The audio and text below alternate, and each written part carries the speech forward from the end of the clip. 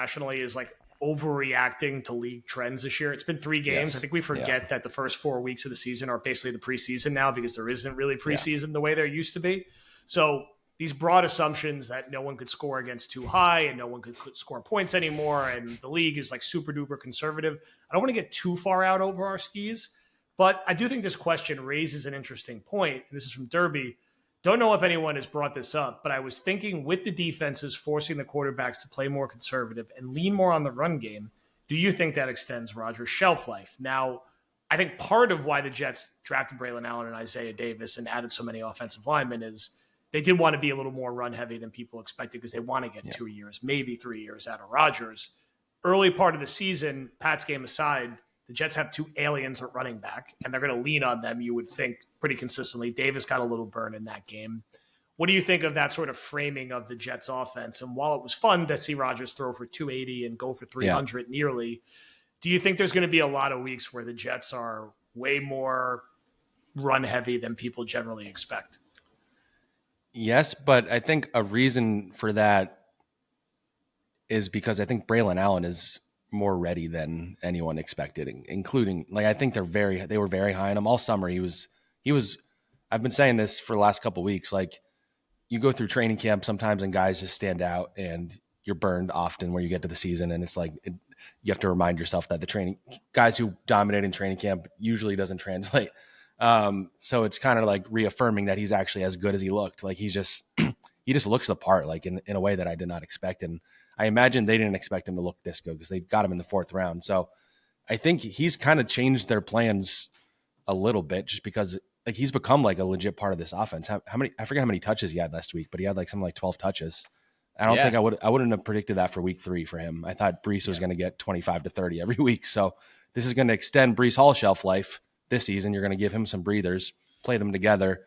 And to the Rodgers point, like I think Braylon's pretty good for a running back in terms of like protections and stuff like that. So as for like the NFL and the way defenses are, I think just in general, how quarterbacks are protected has probably extended Rodgers' career already anyway. And it's going to keep doing that. Having a good offensive line in front of him extends his career a bit. But yeah, I think their goal ultimately is to be a run heavy team. That's kind of the model that Robert Saleh comes from anyway. And I think Aaron, if the less he has to do, the better. If the running game's playing as well as they are, then he's going to get to hit Garrett over the top at some point, and he'll have his block game. Mike Williams is getting healthy. Like that's why I'm so high in this offense because like they really haven't unlocked what they can be yet still, and they've shown some flashes of it. And Aaron being able to move like changes everything. But yeah, I think you go into the season assuming Aaron's not going to be mobile like he used to be, and so you build it around the running game. You try and keep him upright. He gets rid of the ball really quick, as quick as he ever has. And so I think that's going to be what extends his career, just leaning on the run, having a better offensive line and getting rid of the ball quicker. Like I think they're building it around that and getting him to the end of the season and where he can shine. CR, looking very specifically at this Denver matchup, I think most people are going to pick the Jets to win. We'll see if people pick the Jets to cover. Is there any player or individual on either side of the ball in particular that you think for this matchup could have a uniquely big game or would be uniquely important? We know every week Brees and Garrett are going to be involved. We know Braylon Allen bluntly is going to be heavily involved. It feels like every week now. We know Quinnen and Sauce are always important. Who is someone that maybe we're not thinking of quite as much who will play a key role in this game due to how Sean Payton and Bo Nix are playing offense and due to how Denver, who has a good defense, has their defense set up? Yeah, I mean, for me, and it's weird to use this guy as, under the radar because he just had a career game, but I think it's Tyler Conklin again. I think that, Denver's, they're really good at corner. I mean, we talked about Surtain. Riley Moss has looked pretty good this year.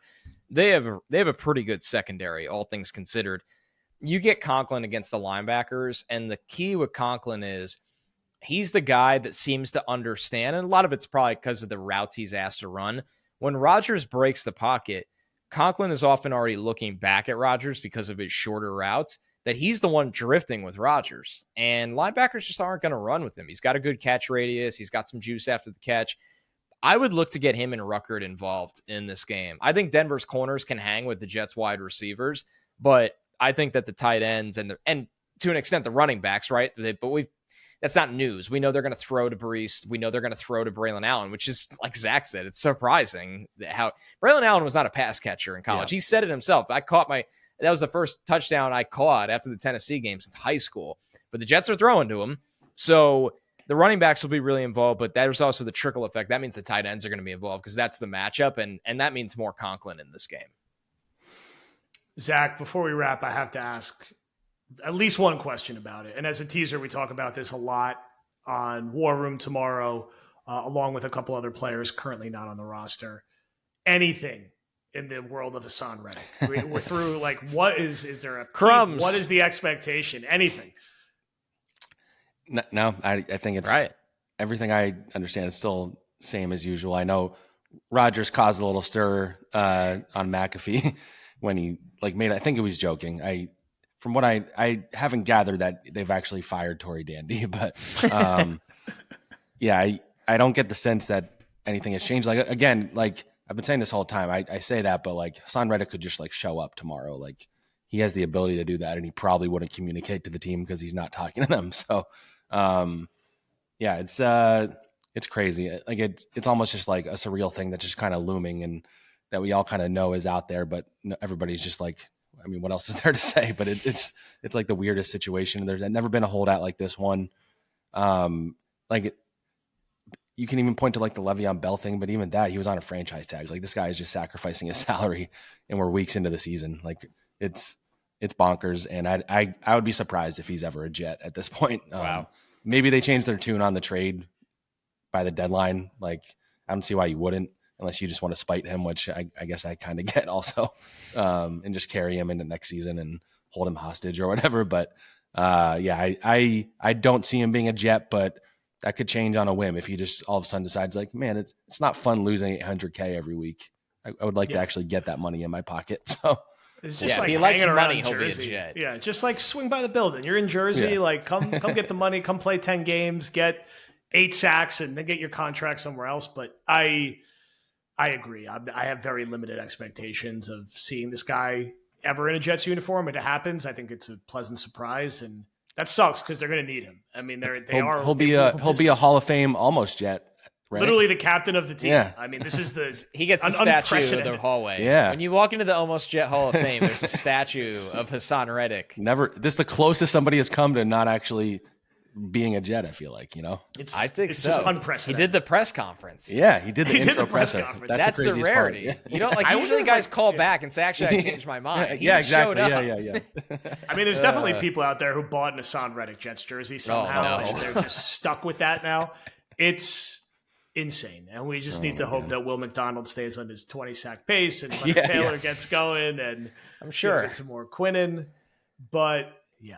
Anyway, thank you everyone for listening. Positive vibes, as Zach said. Jets have a winning record. If they beat Denver, it'll be the first time they've been 3-1 since 2015. They're also first time 2-1 since 2015. So a lot of things go back to that season. And a big win and a key one for them because, as we said, after flying to the UK to play the undefeated Vikings, coming back to play on Monday night at home against Buffalo in a game that should be absolutely insane, and then playing Sunday night in Pittsburgh. So the Jets will be alone when they're being broadcasted for 3 straight games after this one, buried in the 1:00 slot against Denver.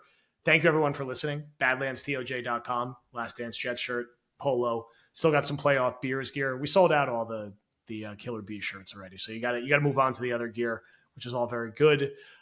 Flight Plan will be live on Thursday with Zach and Tim. Buck the Trend live on Friday with Dan. TOJ Talks Saturday with Will.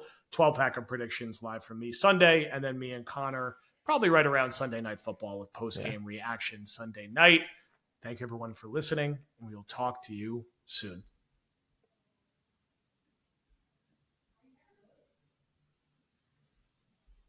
All right, there we go. Thanks, Zach.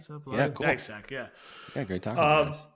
Yeah, we at some point in the next couple weeks we could flip and hop over to that'd be great. Hop over to yours. Yeah, for definitely. sure. Yeah, anytime. Yeah, maybe between the London and the Bills game. Are you going to London? Yeah, I'm flying out Wednesday. Yeah. Nice. Have you been? I went. The Eagles were there in 2018, and I covered the Eagles. Yeah, that's a really fun trip. It is. I'm bringing my fiance, and we're going to go to Paris for a couple of days after too. That's the way to. That is the absolute way to do it. Yeah. Oh man, I'm excited. I'm jealous. Yeah. That's cool. You'll have a great time. Great little mid-season like a little vacation. You'll see the most random jerseys ever. It's crazy. Yeah. Yeah. Yeah, I've never been there either. Yeah, that'll be really cool. So, it's not. You still waiting on one, Joe? I still am at 99%. It's not letting me stop recording, which is weird. That's odd. So weird. Want me to try? Yeah, it says it's still recording in the upper right hand corner. I clicked stop. It says stopping, but the counter is still on.